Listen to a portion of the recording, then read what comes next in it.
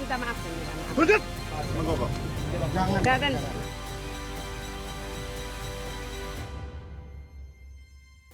Orang tua mana sih yang nggak sayang sama anaknya? Tapi saking sayangnya, kenapa orang tua ini sampai harus turun tangan untuk menyelesaikan masalah-masalah anak, bahkan yang sepele sekalipun? Apakah ini bisa dikatakan mendidik?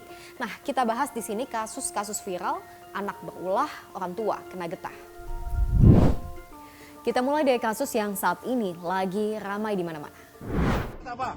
Ya, ini minta maaf. Minta maaf. Ayo minta maaf dan minta maaf. Buntut! Sujud dan sujud.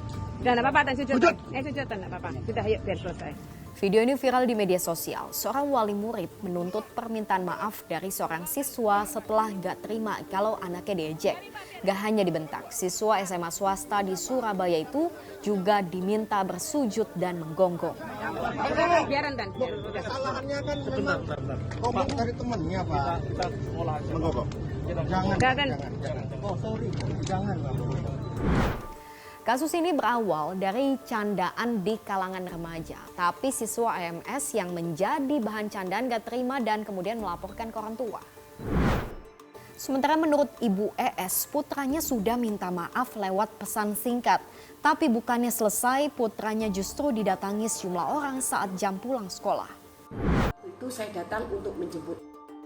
Melihat pesan yang dikirim dengan saya menjemput dengan panik.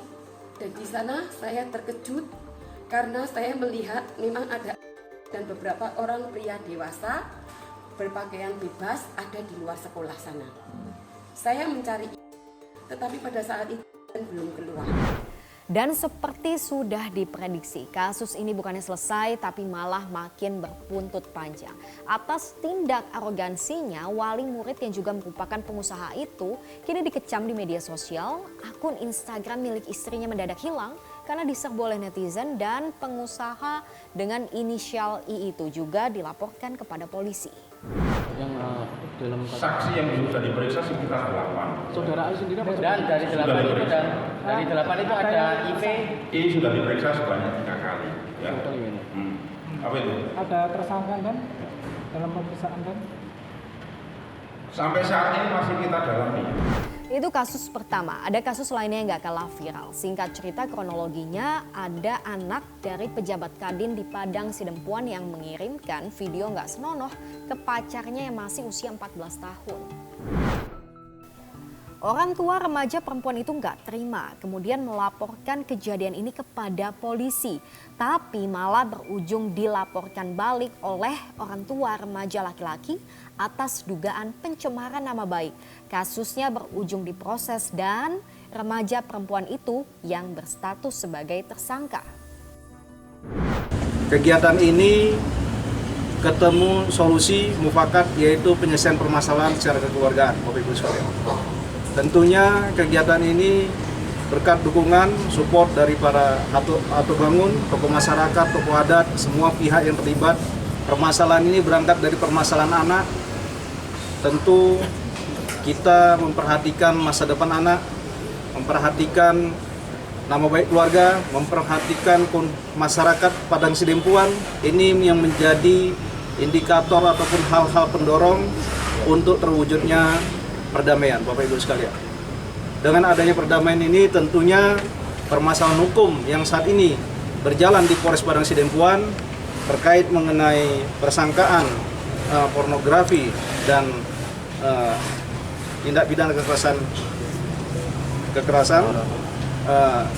ini sudah selesai.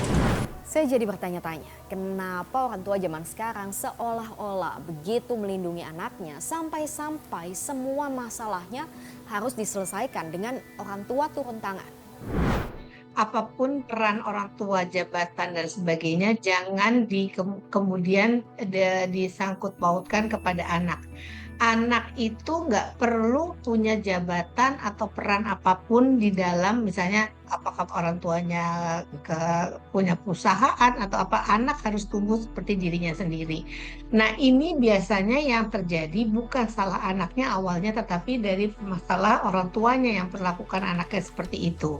Yang perlu kita garis bawahi di sini adalah bahwa pada waktu terjadi sesuatu, dalam hubungan pertemanan anak dengan anak, orang tua itu kalau itu masih wilayah sekolah dan sebagainya, itu harusnya menyerahkan kepada sekolah, bukan mengambil tindakan sendiri, misalnya membuli orang itu kembali dan sebagainya.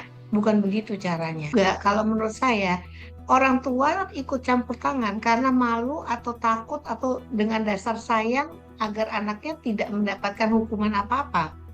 Gitu. Misalnya pada kasus yang kedua, di mana anaknya sudah tahu salah, tapi orang tuanya tetap melindungi.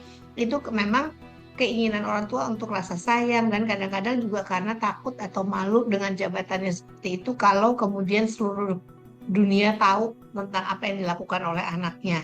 Tapi ini kan artinya nggak mendidik anak. Bukan kali pertama kasus anak berulah bikin orang tuanya kena getah.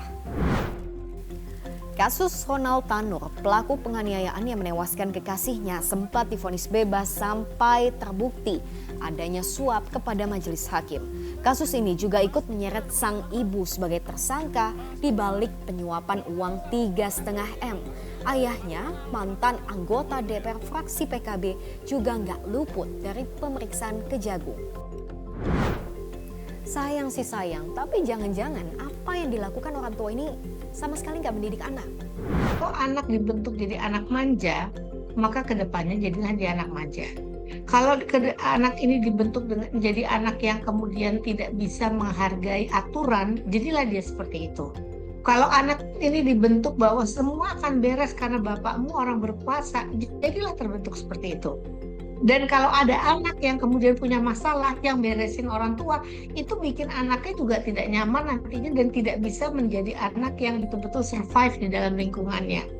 Jadi, bagaimana kita mendidik anak itu sangat berpengaruh pada kehidupan anak ini kelak. Hati-hati, orang tua betul tadi katanya tidak selalu akan hidup, tapi anak ini harus punya kehidupan nantinya. Kalau kita membentuknya dengan salah, akan berdampak. Saya selalu mengatakan anak itu adalah sesuatu yang luar biasa yang dimiliki orang tua melebihi harta apapun. Tetapi kalau kita salah didik, kita akan melihat kesalahan kita sampai kita menutup mata. Melindungi anak adalah naluri semua orang tua, tapi memagarinya dari masalah jelas hanya akan membuat anak gak punya kapasitas untuk menyelesaikan masalahnya secara mandiri. Tugas kita sebagai orang tua bukan melindungi anak dari jahatnya dunia, tapi mendidik dan mengajarkan mereka supaya punya kemampuan untuk menaklukkan kerasnya dunia. Gimana menurut Anda? Lanjut diskusi di kolom komentar.